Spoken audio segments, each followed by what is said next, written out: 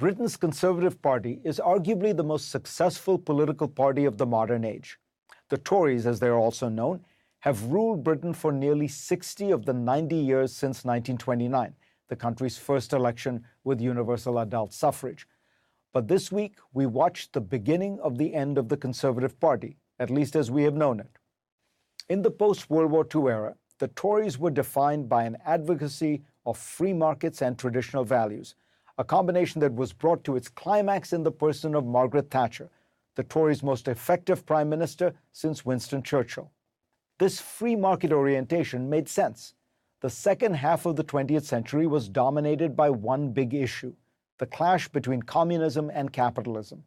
Throughout the world, parties aligned themselves on a left-right spectrum that related to that central issue, the role of the state in economics. In America in the 1950s and 60s, for example, the Democrats included Northern progressives and Southern segregationists, but they all agreed on the need for an interventionist state. We are now living in a new ideological era, one defined by an open-closed divide between people comfortable in a world of greater openness in trade, technology, and migration, and those who want more barriers, protections, restraints. You can see the breakdown of the old order by looking back at Britain's last 5 prime ministers, 2 from the Labour Party, 3 from the Tories.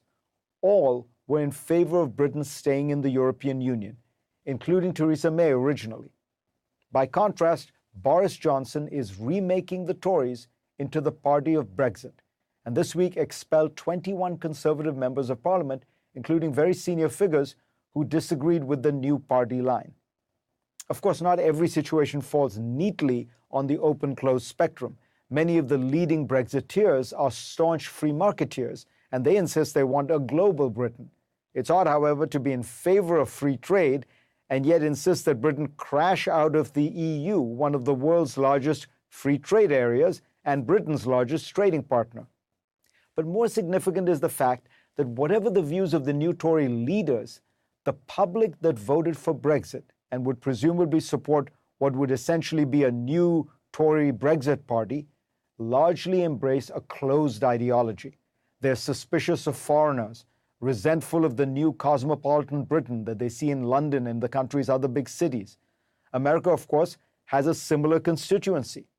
While many of the Republican leaders who support Trump might well be free marketeers, his base is largely animated by the same suspicions and passions that motivated the Brexit voters.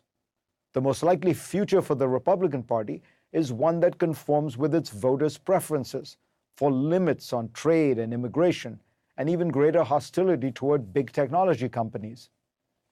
In Britain, there's confusion on the other side of the aisle as well.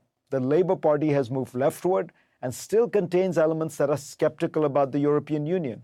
Over time, Labour will probably move more robustly in a pro-Europe direction, and with the Liberal Democrats, try to create a new, open governing majority.